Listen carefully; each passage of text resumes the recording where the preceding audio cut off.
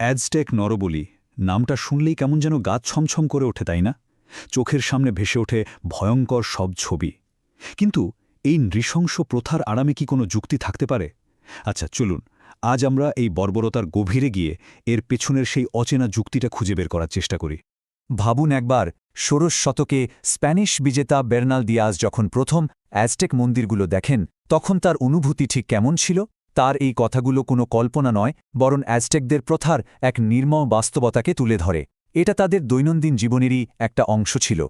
এখান থেকেই তো আসল প্রশ্নটা আসে। অ্যাজটেকরা জ্যোতির্বিদ্যা, স্থাপত্য, কৃষিকাজ সবকিছুতেই ছিল অনেক উন্নত। তাহলে কেন তারা এমন একটা প্রথা চালিয়ে যাচ্ছিল যা আমাদের কাছে এত নৃশংস মনে হয়? এই বিশ্লেষণের মাধ্যমে আমরা এই কেনর উত্তরই খুঁজব। এই প্রথার একেবারে গভীরে যেতে হলে আমাদের আগে বুঝতে হবে অ্যাজটেকরা পৃথিবীকে কিভাবে দেখত। তাদের পুরো বিশ্বাস ব্যবস্থার মূলে ছিল একটাই ধারণা, একটা মহাজাগতিক ঋণের ধারণা। অ্যাজটেকদের বিশ্বাস ছিল যে এই পৃথিবী আর মানুষ সবকিছুই তৈরি হয়েছে দেবতাদের আত্মত্যাগের মাধ্যমে। দেবতারা নিজেদের রক্ত আর জীবন দিয়ে সবকিছু সৃষ্টি করেছেন। তাই এই মহাবিশ্বের ভারসাম্য ধরে রাখতে হলে মানুষকে সেই ঋণ শোধ করতে হবে। আর সেই ঋণ শোধ করার সবচেয়ে সেরা উপায় ছিল নিজেদের সবচেয়ে মূল্যবান জিনিসটা দেওয়া, মানে মানুষের জীবন। আর এই ধারণাটা যে কতটা গভীর ছিল তা বোঝা যায় স্প্যানিশদের হাতে অ্যাজটেক সাম্রাজ্যের পতনের পরেও। অ্যাজটেক পুরোহিতরা তখনও তাদের প্রথার পক্ষে এই একই যুক্তি দিচ্ছিলেন। তাদের কাছে এটা কোনো খুন ছিল না, বরং এটা ছিল মহাবিশ্বকে টিকিয়ে রাখার জন্য একটা জরুরি দায়িত্ব, দেবতাদের বাঁচিয়ে রাখার একটা উপায়, যাতে সূর্য রোজ সকালে উঠতে পারে। তো এই ঋণ পরিশোধ হতোটা কিভাবে, কারা হতেন এর শিকার, আর এই ভয়ঙ্কর অনুষ্ঠানগুলো ঠিক কিভাবে পালন করা হতো? চলুন এর বাস্তব চিত্রটা একবার দেখি, যা শুনলে চমকে উঠতে হয়। 603 এটা কোনো গল্প বা অতিরঞ্জিত সংখ্যা না। প্রত্নতাত্ত্বিকরা অ্যাজটেকদের প্রধান মন্দির টেম্পলো মেয়র খুলির র্যাক থেকে সত্যি সত্যি 603টা মানুষের মাথার খুলি খুঁজে পেয়েছেন। এই আবিষ্কারই বলে দেয় যে নরবলি শুধু কোনো বিচ্ছিন্ন ঘটনা ছিল না, বরং এটা বিশাল আকারে ঘটত। সবচেয়ে পরিচিত যে পদ্ধতিটা ছিল সেটা হলো হৃৎপিণ্ড উৎসর্গ করা, কারণ তারা ভাবত হৃৎপিণ্ডই হল জীবনের আসল শক্তি আর সূর্যের উত্তাপের একটা অংশ। তাই এই ভয়ানক পদ্ধতির মাধ্যমে তারা আসলে দেবতাদের শক্তি ফিরিয়ে দিচ্ছিল। অনেকেই ভাবে যে শুধু যুদ্ধবন্দীদেরই বলি দেওয়া হতো, কিন্তু না, ব্যাপারটা তার চেয়েও অনেক জটিল ছিল। তালিকায় শত্রু যোদ্ধা থেকে শুরু করে দাস, এমনকি অভিজাত পরিবারের শিশুরাও ছিল, আর কিছু ক্ষেত্রে তো এটাকে বিরাট সম্মান হিসেবে দেখা হতো। আর সবচেয়ে অদ্ভুত ব্যাপার হল, প্রত্যেক দেবতার জন্য ছিল আলাদা আলাদা বলির ধরন। যেমন ধরুন, বৃষ্টির দেবতা ত্লালকের জন্য শিশুদের বলি দেওয়া হতো, কারণ তাদের কান্না নাকি বৃষ্টি নিয়ে আসত। আবার বসন্ত আর পুনর্জন্মের দেবতা শিশোহী নোটেলেকের সম্মানে শিকারের চামড়া ছাড়িয়ে সেটা পড়ার মতো ভয়ঙ্কর প্রথাও ছিল। এখন প্রশ্ন হল, আধুনিক গবেষকরা এই সবকিছুর কি ব্যাখ্যা দেন? অ্যাজটেকদের এই প্রথার পেছনের কারণ হিসেবে মূলত 3টে প্রধান তথ্য উঠে আসে।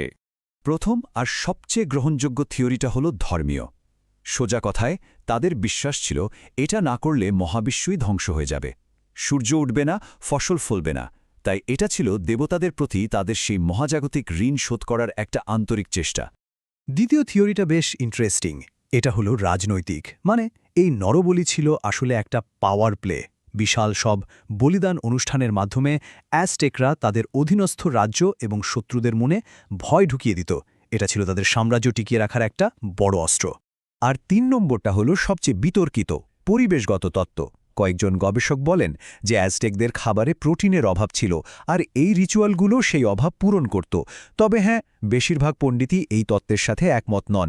তাদের মতে আসল কারণটা আরও গভীরে। এই সব তত্ত্ব আসলে আমাদের আধুনিক চিন্তাভাবনা দিয়ে অ্যাজটেকদের বোঝার চেষ্টা, কিন্তু তাদের জগতে ঢুকতে হলে তাদের মতো করে ভাবতে হবে। তাদের যুক্তির ধরনটাই ছিল আমাদের থেকে একদম আলাদা, যা আমাদের কাছে অচেনা লাগতে পারে। আমরা কারণ আর ফলাফলকে যেভাবে দেখি, অ্যাজটেকরা সেভাবে দেখত না। যেমন ধরুন, আমরা জানি জলীয় বাষ্প থেকে বৃষ্টি হয়, এটা বিজ্ঞান। কিন্তু তাদের কাছে শিশুর কান্নাও জলীয়, বৃষ্টিও জলীয়।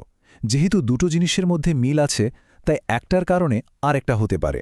এটাই হল ম্যাজিক্যাল কজালিটি বা জাদুকরী কার্যকারণ। এই স্লাইডে তাদের চিন্তা ভাবনার মূল ভিত্তিগুলো দেওয়া আছে।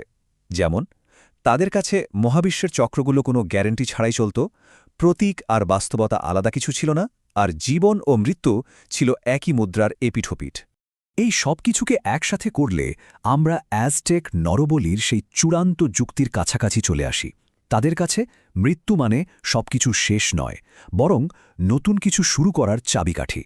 তাদের কাছে মূল সূত্রটা ছিল জীবন থেকেই জীবনের জন্ম হয়। মানুষের জীবন ছিল একটা প্রচণ্ড শক্তিশালী সৃজনশীল শক্তি, তাই সেই জীবন উৎসর্গ করে তারা প্রকৃতির অন্য সৃজনশীল প্রক্রিয়াগুলোকে, যেমন ভুট্টার ফলন বা বৃষ্টির আগমন, আবার চালু করার চেষ্টা করত। গবেষক লরা ইবারা গার্সিয়ার এই কথাটা দেখুন। মৃত্যু অন্যান্য সৃজনশীল প্রক্রিয়ার উৎসকে গতিশীল করার একটি মাধ্যমে পরিণত হয়।